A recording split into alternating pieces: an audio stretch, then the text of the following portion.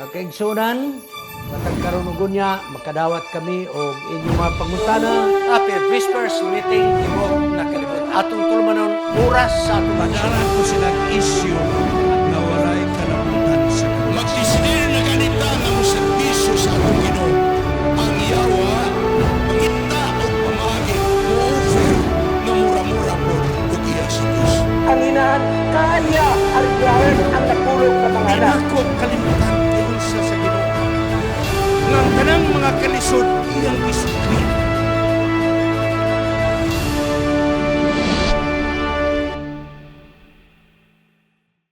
Happy Sabbath sa Tibok Kalibutan.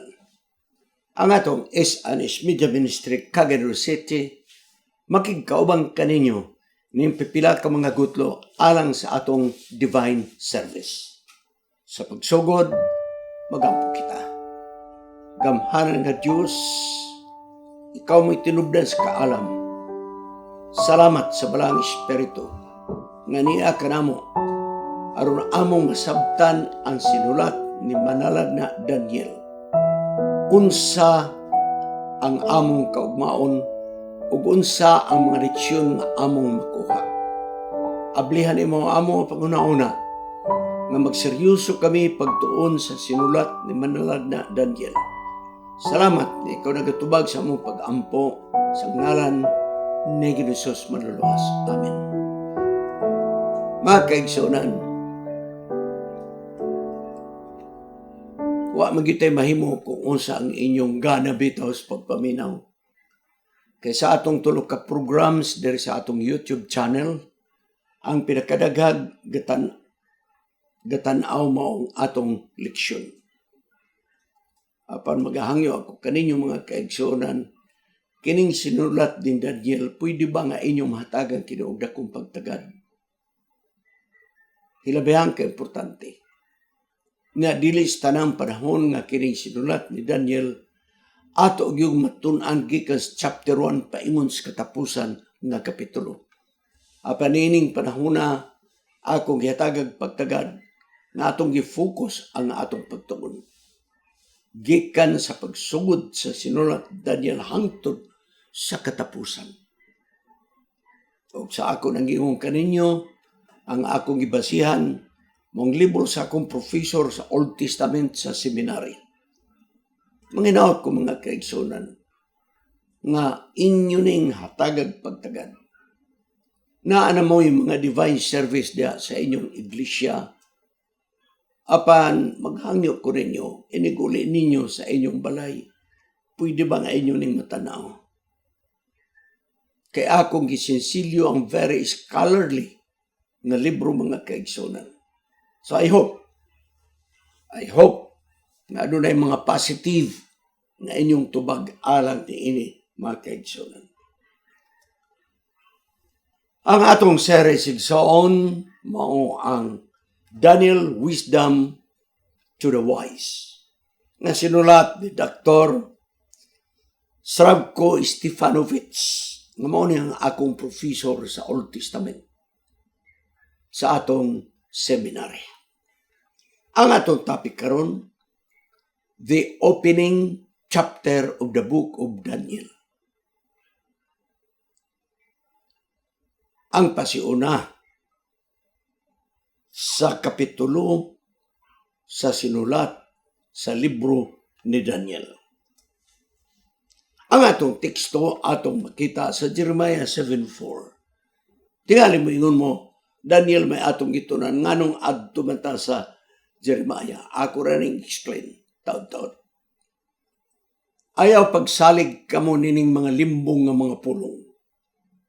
Unsa man ning limbong nga mga pulong? Kini maong templo sa Ginoo. Ang templo sa Ginoo. Ang templo sa Ginoo. Jeremiah 7:4. Katulog yun gibalik-balik. Once ang Bible katuloy balik-balik igsoon, adunay element of importance. Kana mo ingon bitaw Ginoo sa pagkatinuod ako mag-ingon kaninyo. The temple of the Lord. Katulog ibalik-balik. Ayaw kamo pagsalig niining limbong nga mga pulong ang templo sa Ginoo. Ato nang explain unsa background ni ana, mga kaigsunan. Ang Kapitulo 1 sa Daniel, mao kini ang nagasugod sa pag-record sa mga kasaysayan nga paghitabo sa tibuok nga libro. Sa Botigson, ang chapter 1, introduction kini sa kinatibuk-an sa sinulat ni Daniel. Ug ang mga nag-una nga mga tema ni ini sa kapitulo mao, 1, ang pagsulay sa pagkamatinud-anon. 2, ang kadaugan nga niresulta nga sila gituboy tungod sa ilang pagkamatinumanon. Kini nga kapitulo chapter 1, mga kaigsunan mo, kini ang teleskopyo nga nagatanaw sa mga pagitabo sa unahan nga gani kini ni sangko sa katag-katag sa mga Israelhanon, diaspora. Niadtong ika-21 katuig sa paghari ni Nabucodonosor, siyang ginharaan nga akad, dito ra siya nagpuyo sa mao nga dapit. Apan ang iyang anak nga kinamagulangan si Nebuchadnezzar, nga mao ang sumusunod nga pagkahari, siya mao'y prinsipi. Iyang gidala ang iyang mga kasundaluhan, Babylonian nga mga sundalo. Og siya mao'y nagdala sa dakong panon sa mga sundalo. Ang nangunay, si Nebuchadnezzar. Ni marcha sila paingon ngadto sa Carchemish, sa pangpagsasuba sa Euphrates. Kay dito nagkampo ang mga Ehiptohanon nga mga sundalo, kay gustong ilugon ang ginharian sa Babylonia. Apan ang mga sundalo nga taga-Ehipto na pildi dito sa Carchemish. Aniya? Mao na ang ginharian igsoon sa Babylonia. Laban dako. Diha sa pangpang sa Euphrates River kanang naipula diha nga mo ang dapit sa gitawag Carchemish. Diha giaway ni Nebuchadnezzar ang mga sundalo sa Ehiptohanon kay gustong ilugon ang ilang ginharian sa Babylonia. Apan napildi ang Egyptian. Sa 21 ka mga tuig sa paghari ni Hari Nabucodonosor, namatay siya ni adtong ikawalo nga bulan nga gitawag sa Babylonia Ab, nga kung sa atong kalendaryo Agosto. Og sa bulan sa Elul nga mong September sa ato nga kalendaryo, si Nebuchadnezzar nga gikas panggubatan, midali-dali og uli mga kaigsunan ngadto sa Babylonia. Gani nagingon ang record, wa na magsubay sa sayon nga dalan, apan nilaktod siya sa 18, kay nahadlok siya basig ilugon ang lingkuran sa pagkahari. Sa paglingkod ni Nebuchadnezzar na siya namoy hari, ang mahari sa palibot, sa Syria, sa Palestina, miyukbo sa gahom ni Nebuchadnezzar og nagbayad og buhis. Maghiskot kita mahitungod sa Israel. Ang Diyos nagsaad nga iyaning proteksyonan sa katingalahan nga pamaagi. Atong mabasa kini sa Exodo 34:24 ngayon, walay mo ilog sa inyong yuta. Basta moadto lang mo sa Jerusalem, katulo sa usa ka tuig, aron pagsimba sa atong Ginoo. Walay manghilabot sa inyong yuta. Apang kini nga sa adikson, adunay kondisyon. Unsa may lang tuyo sa Jerusalem, pagsimba sa Diyos nga matuod.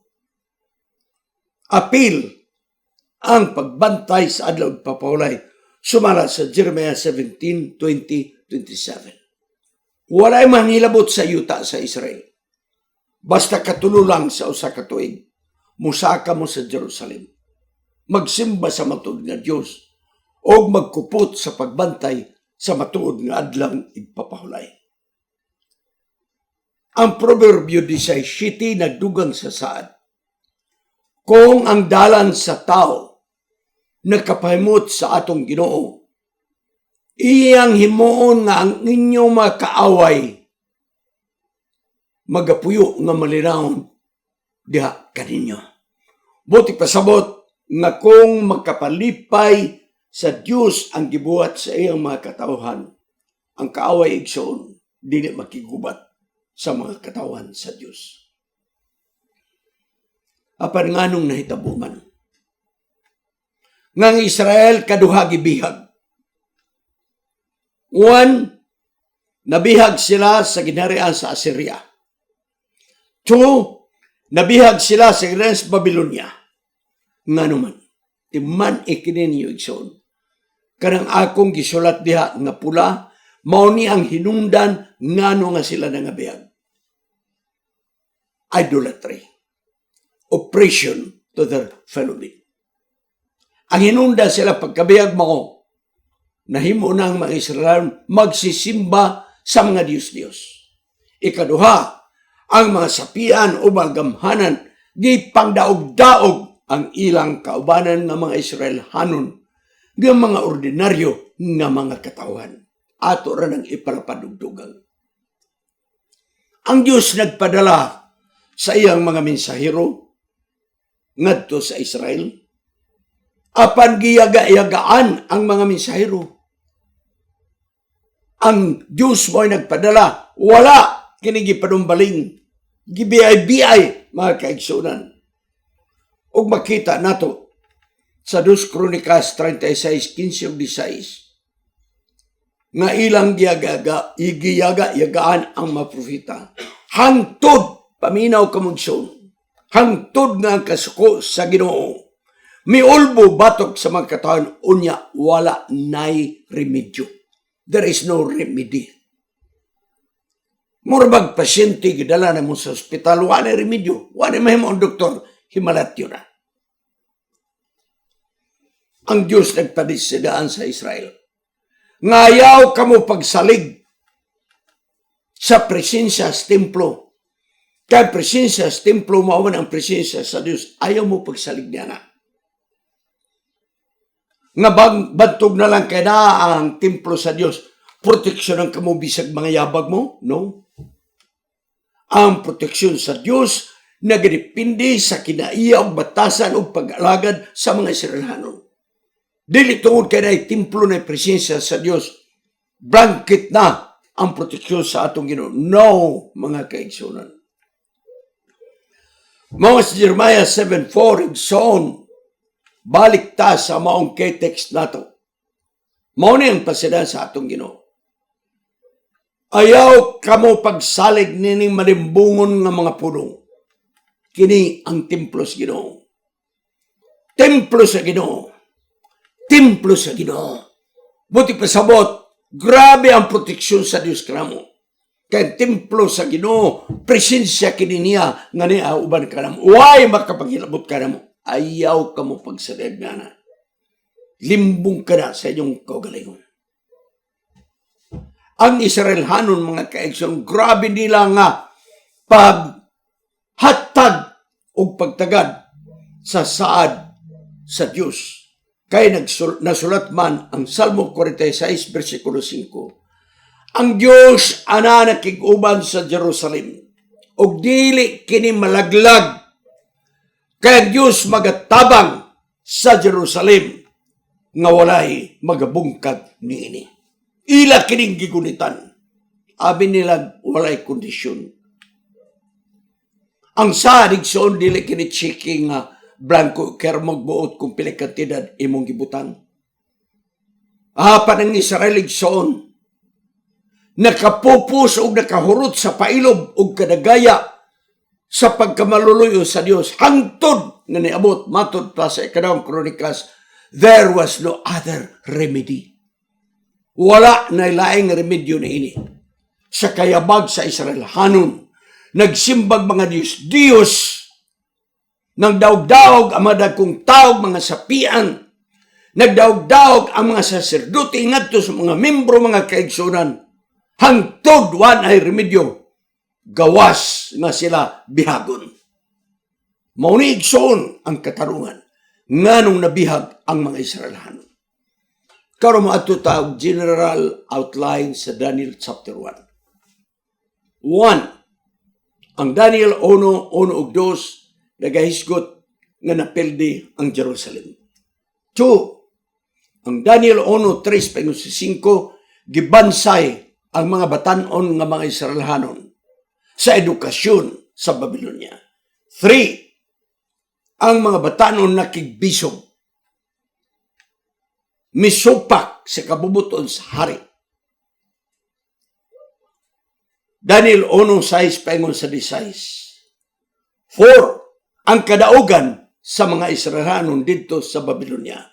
Daniel 1:17-21. Nining upat kamanahan ay nga mga panghitabo sa Daniel chapter 1 ang pinakataas nga gisgutan mao ang kasaysayan sa mga Israelhanon nga mga batanon nga nakigbisog mibarog sa kamatuoran, wala madala sa influensya sa kultura o religion nga hilabihan nga pagkuyanap sa Babylonia. Wala, nagpabilin sila nga maligon.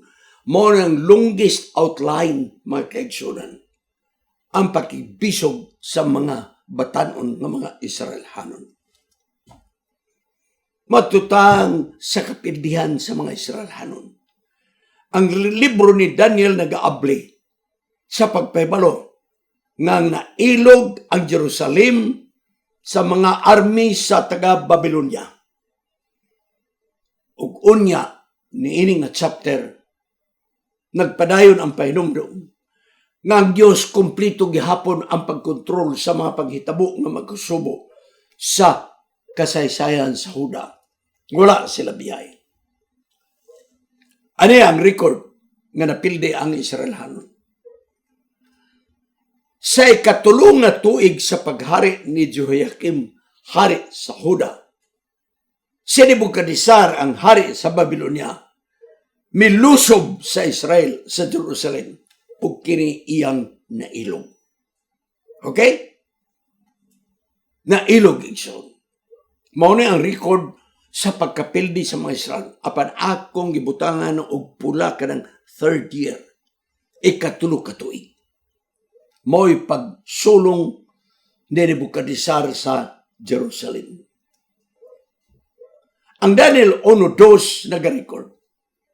Ngang Ginoo mitugyan kang Jehoiakim nga hari sa Juda ngadto sa kamot ni Nebukadnesar og ang mga gamit nga mga balaan sa sanktuaryo gipanghakot sa taga-Babylonia paingon sa yuta sa Shinar. O dito gitipigan sa balay sa ilang Diyos. Ang mahalon nga mga butang, wala hilabti pero gitigom lang, mga kaigsunan. Gitigom. Sa ikatulo na tuig, mo'y pagsulong. Paghari ni Jehoiakim. Kining igsoon, kining ikatulo ka tuig. Nagpasabot nga, pagsugod sa ikatulo ka tuig ni Hari Jehoiakim, mo'y pagsulong ni Nebukadnesar o kininitabo sa 605 BC. Klaro kayo kinikson nga ang nagsulat nga mo si Daniel pag-ingon ikatulo ka tuig, ang ihap niya ni gitawag accession year. Mo kini ang pamaagi sa Babylonia sa pag-ihap sa katuigan sa paghari nga mao ang common nga practice sa Babylonia nga ang ihap nila magsugod sa pulong accession year. Ako ranang explain og dugang. Busa sumala nini nga metodo ang unang opisyal nga tuig sa paglingkod sa hari nagsugod kini igsoon nga gitawag tuig sa iyang paglingkod. The first year is called in Babylonian reckoning sa royal chronology nga mao ang liningkuran nga tuig. Busa mga kaigsunan, paglingkod ni Nebuchadnezzar ingon hari ang ihap sa Babylonia gitawag ka ng accession year. Gani kung imong ikumparar sa mga Hudyo, kanang accession year gitawag kana sa mga Hudyo og first year. Atong tanawon ang Jeremiah 25:1 mga kaigsunan. So ang explanation. Mga igsoon, hilabayhan ka importante ang hermeneutics. Hermeneutics is the art and science of interpretation. Na nagkasumpaki ang sinulat ni Jeremiah o ni Daniel. Nga naman, nag-ingon si Daniel ikatulo ka tuig. Paghari ni Nebuchadnezzar, gisulong ang Jerusalem. O niya igsoon, si Jeremiah lahi ang nag-ingon. So atong tanaw, ako rin gidiagram, ha? Paglingkod ni Nebuchadnezzar, gitawag ka nag-accession yan. Wala pa maghihap. Liningkuran nga tuig. Pagkahuman sa usa ka tuig, sa iyang liningkuran, musugod na o gihap ang Babylonian og first year. Pagkatapos sa first year, second year. Pagkatapos second year, third year. Ako balikot. Ang inihapan sa Babylonia, sumala sa Daniel 1:1,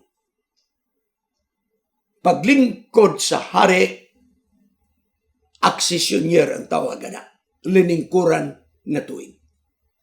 Pagkahuman sa usa ka tuig sa accession year, muihap dahil sila og first year, second year, third year, fourth year. Magtutan ni Jeremiah. Jeremiah 25:1. Nagsulat si Jeremiah na sa Jerusalem. Taro, unsay gingon. Ang ihap ni Jeremiah mo ni. Paglingkod sa hari, gitawag na sa Hudyo first year. What is accession year sa Babylonia? First year sa Hudyo. Dahil pagkahuman, second year, third year, fourth year, third year, fourth year. So, ikson, ang Jeremiah 25:1 nag-ingon, sa ikaupat nga tuig ni Joachim, mo'y pagsulong ni Nebuchadnezzar. Ang Daniel nag-ingon sa ikatulo ka tuig ni Hari Joachim, mo'y pagsulong sa Jerusalem. Kung wata hermeneutics, mawad ang tagsalig sa Biblia. Di ay, ang sulbada na is historical background. Ang Hudyo lahi og inihapan. Ang Babylonia lahi og inihapan. Ang Babylonia paglingkod sa hari, accession year ang tawagan na. Ang sunod, first year, second year, third year. Ang Hudyo lahi. Unsay accession year sa Babylonia, first year sa Hudyo. Second year, third year, fourth year. So, ikson, parehas gapon upat ka tuig ang na-involve sa mong record. Ang pagngalan lang sa first year, ikson, mo'y diferensya. Tungod ni ikson, si Daniel nag-ingon ikatulo ka tuig nga paghari ni Joachim. Mo'y pagsulong ni Nebuchadnezzar sa Jerusalem. Si Daniel tuwa sa Babylonia samtang siya nagsulat ini nga libro. Bihag siya. Og si Daniel gipa-eskwela ni Nebuchadnezzar sa ilang eskwelahan. Busa ang ilang eskwelahan ang ilang paghihap, Babylonia nga paghihap. Chaldean education. Pagsulat niya, ang iyang na-eskwelahan sa Babylonia, mo iyang gi-apply, accession year. Busa igsoon ang Babylonia, ang liningkuran sa hari mo'y pag-ihapda. First year, kumbaga, liningkuran nga tuig. Samtang si Jeremiah, wala siya madala ngadto sa Babylonia. Nailog ang Jerusalem pero gibilin si Jeremiah sa katarungan nga tigulang na siya. Pero may plano ang Ginoo nga si Jeremiah mo'y manalagna sa nabilin nga mga Hudyo. Apan si Daniel gi-appoint sa Ginoo nga manalagna sa mga taga Juda nga nabihag dito sa Babylonia. Busa igsoon si Jeremiah nagamit siya ni hapan sa Hudyo nga hinapan. Mao hinungdan nga si Jeremiah nagsugod og gihap kang Hari Jehoiakim paglingkod niya first year. Nga kining first year equivalent sa accession year sa Babylonia. Manghinaut ko nga inyo kining nasabtan, mga kaigsoon. Karon mo adto ta. Balik ta sa hinungdan nga nabihag ang Juda, igsoon. Importante kayo ni. Kay may kalabutan kini sa atong pag-alagad. Balikon nato ang hinungdan ngano nga nabihag ang Juda, mga kaigsoon. Ang mga Hudyo, komportable, masaligon, nga sigurado na sila, nga palangga sila sa Ginoo tungod kay sila kaliwatan ni Abraham. Grabe na igsoon ang pagsalig. Basta kaliwatan ni Abraham, anak ka sa Diyos. Pinili ka nga katawan. Sunod, nagsalig sila tungod kay naang templo mga kaigsunan. Grabe ang mga sistema sa pagsimba o worship igsoon, sa paghalad. Grabe ang tulumanon sa paghalad. Sa tibuok nga kanasuran, sila ragyon mo'y grabe ka-istrikto ang paghalad. The intricacies sa halad. Siya nila niyang templo, ang presensya sa Diyos niya kanato. Nailang mga saserdote. Nahalad nila adlaw-adlaw. Nahalad nila nga tinuig, Day of Atonement. Pinakasulimni nga serbisyo ang Day of Atonement. Para nila, imposible nga mobiya ang Diyos kanila. Mao nga nag-ingon si Jeremiah. Balik ta sa atong kitext. Ayaw mo pagsalig nining malimbungon nga mga pulong. Kini mo ang templo sa Ginoo. Ang templo sa Ginoo. Ang templo sa Ginoo. Ang templo sa Ginoo. Wala. Wala'y makairog na mo. Wala'y makahilabot ka na mo. Wala'y makabihag ka na mo. Kay niya ang templo sa Ginoo. Ang presensya sa Dios niya kauban ka na mo. Unsa gani ang hinungdan? Ngano nga nabiyag sila? Number 1, pagsimba og mga Diyos-Diyos. Kiniigsoon nga sala balik-balik ra gyud sa mga Israelanon. Muundang naman, mubalik naman pagsimba. Badlungon, muundang. Pagsimba sa mga Diyos-Diyos. Bisang paman ang saserdote. Nagdala na og mga estatwa ngadto sa templo, mga kaigsuonan. Bisan pa man ang hari, nag-order nga sa matag kanto sa kalye sa Jerusalem na ay Diyos-Diyos. Grabe ang ilang pagkayabag, mga kaigsuonan. Ikaduha na hinungdan. Ang madagkong tao, mga saserdote, mga sapian, ilang gidaog-daog ang ilang kaugalingong mga katawan. Akong balikon. Ang matao nga dunay gahom. Ang matao nga nas katungdanan mga saserdote. Ang matao nga mga sapian, ilang gidaog-daog ang mga Israelhanon nga mga yano kaayong nga mga tao. Mga kabus nga mga tao, ilang gipahimuslan, mga kaigsoon. Isaiah 61:8. So, di man ikinin ninyo nga teksto. Isaiah 61:8. Ang Ginoo nagingon, nahigugma ko sa hustisya, apan akong gidumtan ang pagdaog-daog o ang krimen. I hate oppression. Gusto na ko ipatik kini nga una-una.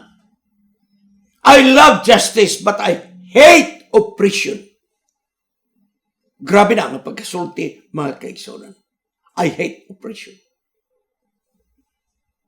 Tungod nini sa duha ka mga major nga sala sa mga Israelhanon, pagsimbag Diyos o pagdaog-daog sa ilang sigkataon, si Jeremiah nagingon, there is no more remedy, matupas Kronikas. Busa kining yuta nga atong gipanunod, maguba kini. Mahimo ning awaaw o kini nga nasod ang Juda magalagad sa Babylonia sulod sa 70 ka mga tuig. 70 ka mga tuig. Hunaunalan na ninyo. Hapanid siyon na ipiki po nga manalag na. Ingon na nanaya ayaw to, Senyor Hari, ayaw to nga 70 ka tuig. Kaya bago lang ko na kag-istorya sa Ginoo, duha lang katuig nga may mungulipon o gunya ibalik ra kita sa Babylonia. Duha katuig. Ikaw kung igsoon maminaw, asa man kamo pabor ni ini nga misay. Si Jeremiah, 70 katuig mahimong ulipon tungod sa inyong pagkayabag. Si Hananaya nagingon dili, pinalangga kita sa duha lang katuig atong pagkaulipon. Igsoon, siyempre ang mga tao o ang hari, ni pabor kang Hananaya. Nga naman, gaan nga punishment sa Diyos. Kaya bitong magpatambal tang. Nya, first diagnose sa Dr. Mingon, ay cancer ni. Kinahanglan yun nga ato ning tagdon. Ngita kong second option. Di laboratorio, niya ning doktor, ay di man cancer, hubag rani. Ikaw igsoon, o ikaw pasyente, asa may ganani mo maminaw, cancer o hubag. Mao nga pag-ingon ni Jeremiah 70 katuig maulipon ta. Dili madawat sa mga Israel. Naipiki nga propeta. Senyor Hare, mga katawan, nakigistor ko sa Ginoo, duha ta katuig mahimong ulipon. Kinigson nga nahitabo, nahimong perjuisyos kinabuhi ni Jeremiah. Gipresyo si Jeremiah. Gikadinahan ang mga tiilo og kamo. Ang nagpersecute niya, ang saserdote, mga kaigsonan. Ang Diyos, dili magapabaya sa mga tao nga nagasimbag mga Diyos-Diyos. O atong tanawon mga kaigsunan, nga sa pagkakaroon ang atong iglesia, wala Diyos-Diyos. Klaro gina, wala tayo Diyos-Diyos. Pagtutuka nato kining ikaduha nga sala sa mga Israelhanon, ang pagdaog-daog sa mga katawan. Oppression. Mauni ang hinungdan nganong 70 katuig ang pagkaulipon sa Israel. Oppression. So alang kanato karon sa atong iglesia, libre na ta kay wa tay mga Diyos-Diyos. Apan dirita ni ining pagdaog-daog. In one way or another, natay oppression sa sulod ug sa gawas sa atong iglesia. 70 katuig. Naulipon tungod kay ang mga harianon nga mga tao. Ang mga maalam nga mga tao. Ang mga sapian. Ang mga gamhanan. Ang mga leader sa templo. Gipangdaog-daog ang mga katawhan sa Diyos, mga kaigsunan. Busa na mo silang ulipon 70 katuig. Tawag kini sa paghinulsor. 70 katuig nga gitawag ang Huda sa paghinulsor. Karon matutag practical application. Kung ikaw sa kamembro sa atong iglesia Adventist, dayon doon na kay mga katawan ang nagtrabaho nimo, employer ka. Ang hangyo mo, be fair sa imong mga employee. If you are an Adventist employer, be fair with your employees. Kung kamo mga Adventista nga mga lapad og yuta, be fair sa inyong mga saop, mga kaigsunan. Be fair. Kung kamo mga Adventista nga dunay inyong makatabang sa panimalay, be fair sa inyong mga kasambahay. Tagda mga kasambahay. Nga inyo silang igsoon nga lalakig babae sa tubangan sa Diyos. O kung ikaw sa ka-Adventist, public man or private, nga tingali superior ka sa pangatungdanan, be fair sa imong mga subordinates. Katong mga tao nga nailalom sa imong pagmando, kinahanglan pantay-pantay ka nga motagad. Muadto ta alang sa mga ministerial leaders, kami nga mga pastor. Kung naa kamo sa katungdanan sa atong opisina, sa unsang matang nga opisina, be fair with your fellow workers. I repeat, it is high time sa atong mga kauban ng mga pastor. Kuna mo sa mga katungdanan nga tag-as, kamo ang nagdala sa rinda sa atong buhat mga kaigsunan. Be fair with your fellow workers. Atong likayan ang coercion. Atong likayan ang pagpanghulga. Ug labaw sa tanang likayan nato ang gitawag sa labor term constructive dismissal sa atong mga subordinates. What is constructive dismissal? Sayano akong hisgutan. Basahan ninyo ang bagong desisyon sa Supreme Court. May usa ka manager sa usa ka car sales sa Quezon City. For whatever reason, ginakasaban sa tagiya. Ginamura-mura mga kaigsunan. Wa kagwanta, nag-resign. Pag humag-resign, ni-file ang kaso. Illegal labor practice. Ingon ang tagiya, hoy, may illegal man ako, nag-resign man ka. Ang katarungan sa mga manager, nag-resign ko kay di na ako magwanta ang pagbuli-buli sa ako pagdaog-daog, pagsiyagit na ako pagpakaulaw. Balakaw sa decision Supreme Court, nakadaog ang manager. Pilde ang tagiya. Kay matod pa Supreme Court, ang imong pagdaog-daog, ang imong pagpangasaba, ang imong pagpakaulaw, gituyo na nimo aron siya mo resign. So gitawag ka na constructive dismissal. Unsa may common nato nga constructive dismissal? Pananglit. Si Joey akong sakop. Ako mo'y pangulo. Wa ko ganahin Engineer Joey. No. I-assign ako siya sa dapit nga di siya ganahan. Asa man nagpananglit lang ko i-assign. Pananglit lang ha? Pananglit lang. I-assign ako siya sa eskwelahan. Mga si Joey sa ako nga, di ko ganahan sa eskwelahan kaya in-English na ako. Di gyud kayo maayo ang ako mga pronunciation, akong grammar, may problema na ako. Maayo lang ko sa mathematics kay engineer ba ko. Pugsong ka na ko, dito ra ka, take it or leave it, bahala ka na. Reassignment man na, ibo nang dabaton. That is constructive dismissal.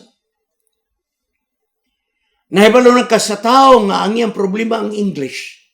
Imo pang assign sa eskwelahan. Imong gi-embarrass ang imong worker. So pagka na-embarrass ang worker, ma-discourage sila, mo resign na. That is constructive dismissal. Mga kaigsunan, ako am not interested anymore on leadership. Kaya nag-retire na ko. Para ako ning ibilin, tawag sa ako mga kaubanan nga nasa buhat. Ang common yun na to, pag natay initan nga kaubanan na to sa buhat, constructive dismissal. Isahin ka sa dapit nga wa kaganahi. Pag ma-discourage na ka, wala kay agi, dito na igsoon. Constructive dismissal. And that is oppression, mga kaigsoon. Ang singgit sa mga gidaog-daog, ang singgit sa mga yanong ng mga Israelhanon, ang singgit sa mga katawhan, nga nailalom sa atong pagdugmala ni Sangko paingon sa langit, mga kaigsunan. Mao nga nagingon balang kasulatan Isaiah 61:8. Ang Ginoo nagingon, nahigugma ko sa hustisya, apan akong gidumtan ang mga pagdaog-daog. Mao ni ang makuha natong leksyon sa Daniel chapter 1. Ngano nga naulipon sila sulod sa 70 ka mga tuig for 2 reasons. Pagsimbag Diyos o pagdaog-daog sa isig katao. In practical application, usa na lang ang nabili natong problema. Wala tayo problema sa mga Diyos. Apa na tayo problema na kung naagani tayo gahom, naagani tayo sa lapi, naagani tayo katungdanan, usahay malimutan. Nga mga tao nga di nato ganahan, atong ni-oppress, atong daog-daogon. Ayaw kalimot, akong balikon. Isaiah 61:8. Ang Ginoo nagingon, nahigugma ko hustisya, gidumtan ako ang pagdaog-daog o ang krimen. Magapo kita alas pagtapos. O Diyos, salamat sa pagtulunan sa libro ni Daniel. Sinugdan ang pakinis chapter 1. Panaamong nakita ang duha ka major nga mga sala sa mga Israelhanon. Nga kini mo hinungdan nga naulipod ang mga Israelhanon sulod sa 70 ka mga tuig sa kamot sa mga taga-Babilonia. Tungod kay nagsimba sila mga Diyos-Diyos. Ikaduha, tungod kay sila nagdaog-daog sa ilang isip katao. Manghinaot kami, Diyos, nga samtang kami nag-alagad, wala kami pagpili sa among isip katao. Maubos man nagmataas, wala kami gidaog-daog. Ang balang espiritu mo puyo sa among kasing-kasing, nga mahunong na kining pagdaog-daog sa among isip katao. Salamat, ikaw nagatubag sa among pag-ampo. Sa ngalan ni Jesus manluluwas. Amen. Kining inyong higala, si Pastor Wendell Munggaya Serrano, nga inyong igsoon usab, magkapadasig sa matag sa kaninyo sa pag-like, pag-share, labaw sa tanan, sa pag-subscribe sa atong YouTube channel ng pangalan Wendell Munggaya Serrano. Ug ayaw kalimot sa pag-click sa notification bell hangtod sa sunod nga higayon magkita na usab kita.